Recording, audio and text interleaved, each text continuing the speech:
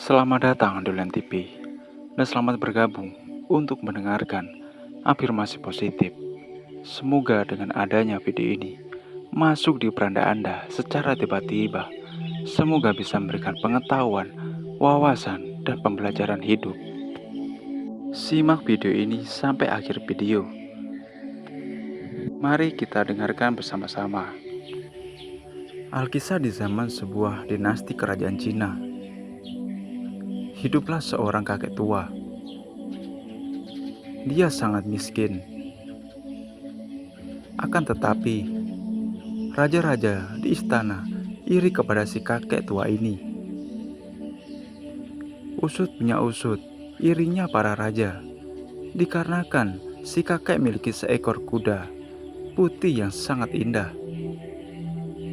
Kuda yang seperti ini belum ada di sebelumnya. Maka dari itu, raja ingin membeli kudanya, dan dia menawarkan hadiah yang sangat besar kalau si kakek mau menjual kudanya. Sayangnya, tawaran dari raja pun ditolak oleh si kakek.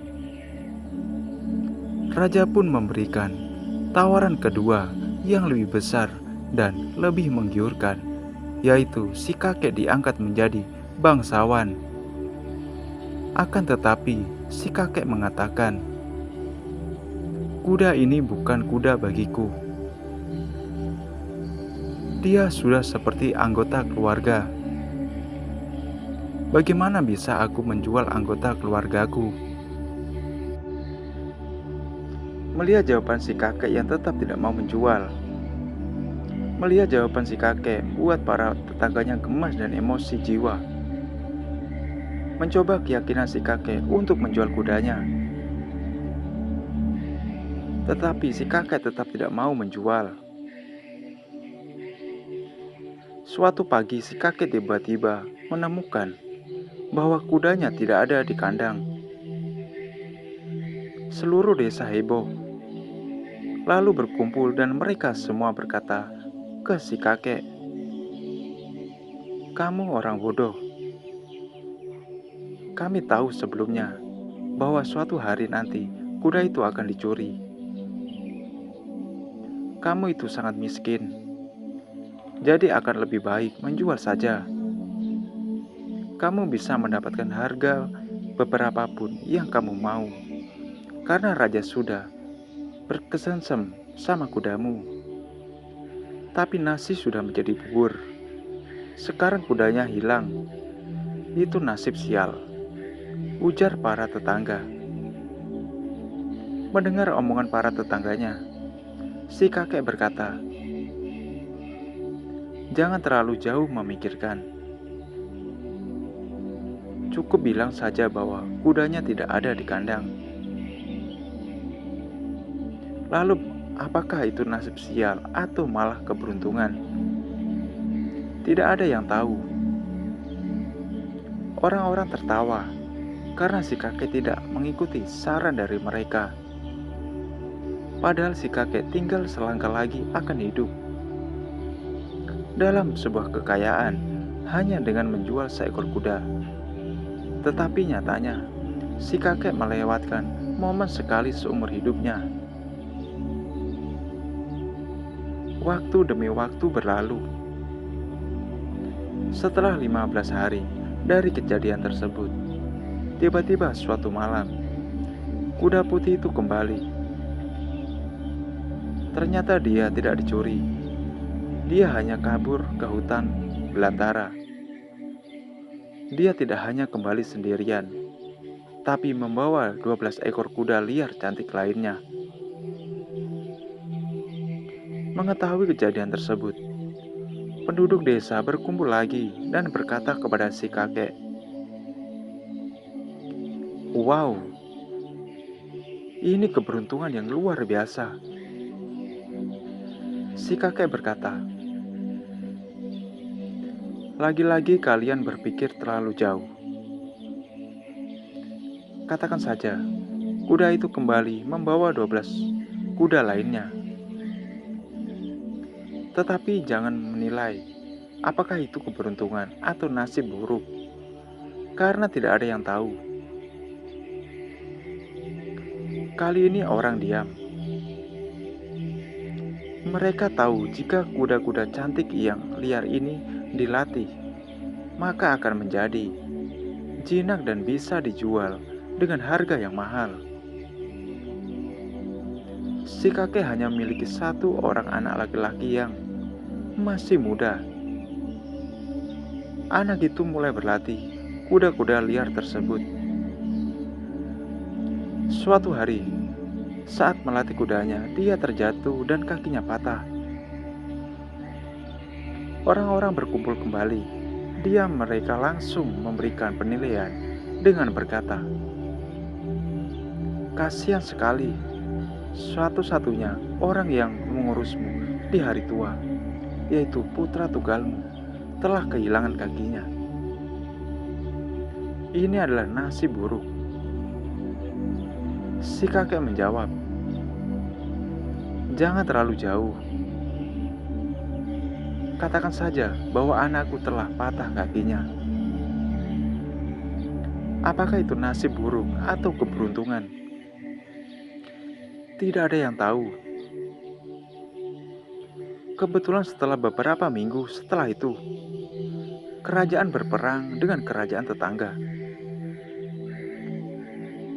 Semua pemuda di kota diambil paksa untuk ikut militer, masuk tentara, tetapi hanya putra si kakek itu yang tidak ikut karena kakinya patah. Orang-orang kembali berkumpul. Mereka menangis karena setiap rumah anak-anak muda diambil paksa, dan tidak ada kemungkinan mereka kembali karena kerajaan yang menyerang adalah kerajaan yang besar, sedangkan kerajaan mereka kalah perang. Anak-anak muda mereka tidak akan kembali. Seluruh kota menangis terseduh-seduh, dan mereka mendatangi si kakek itu, dan mereka, "Kamu benar, ini bukti menjadi keberuntungan. Mungkin anakmu lumpuh, tapi dia tetap bersamamu, sedangkan anak kami meninggal." Si kakek kembali berkata, "Kalian menilai anak-anak kalian telah dipaksa masuk tentara, dan anakku tidak. Apakah itu sebuah keberuntungan atau nasib buruk? Tidak ada yang tahu." Jika kita melihat dalam hidup, kita akan menemukan bahwa kita sering mencoba mengendalikan kejadian. Kalian dengan memberikan cap hasil mana yang baik dan hasil mana yang buruk. Ketika hal berjalan sesuai rencana kita sangat gembira. Tetapi ketika hal-hal tidak berjalan seperti yang kita harapkan, kita merasa cemas, galau, sedih. Kita seringkali terlalu cepat menilai suatu kejadian dan memutuskan apakah itu baik atau buruk, sial atau beruntung. Tetapi pada kenyataannya, suatu peristiwa pada akhirnya akan terbukti baik ataupun buruk.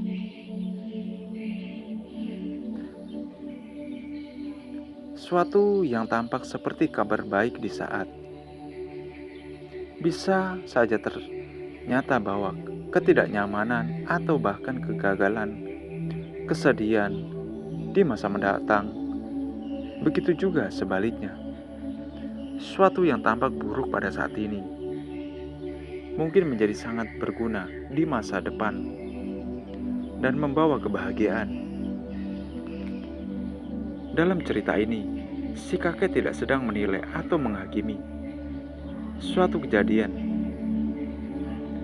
Dia hanya menerima apa yang terjadi, seperti apa adanya.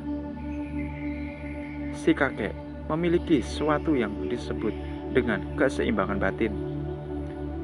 alias quantity. Keseimbangan batin dianggap sebagai bentuk kebahagiaan tertinggi yang dapat dialami. Jadi jika kamu ingin selalu bahagia dalam hidup, maka jangan pernah terlalu cepat menilai apapun.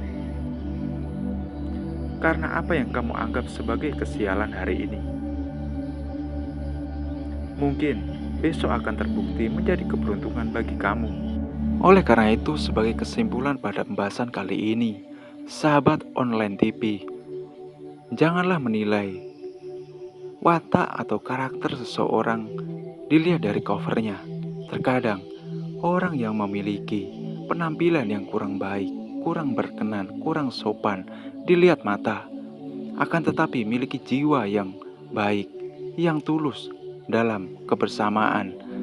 Begitu pula sebaliknya, kadang seseorang menilai dari covernya, terlihat memakai pakaian rapi, memakai jas, pergi, memakai mobil, segalanya dengan harta, namun miliki hati yang kurang baik, miliki jiwa yang kurang baik dalam sesama.